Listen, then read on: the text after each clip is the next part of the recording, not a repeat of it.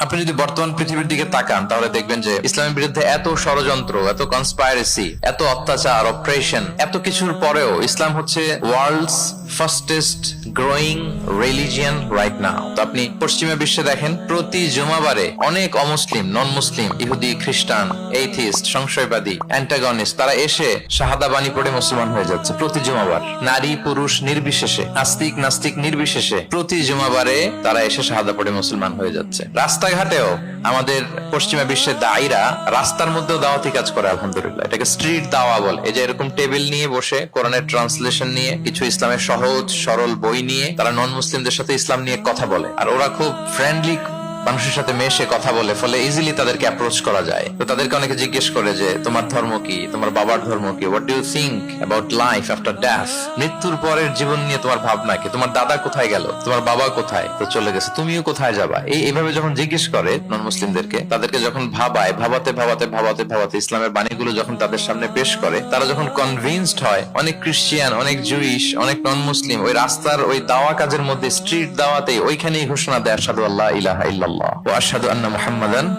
আবদুহু ওয়া রাসূলুহু। রাস্তায় আধা ঘন্টা দাওয়া কাজের মধ্যেই ওরা কনভিন্সড হয়ে মুসলমান হয়ে যায়। গোটা বিশ্বব্যাপী এভাবে ইসলামকে আল্লাহ তাআলা ছড়িয়ে দিচ্ছেন। কেউ এর অগ্রগতিকে থামায় রাখতে পারবে না, অসম্ভব।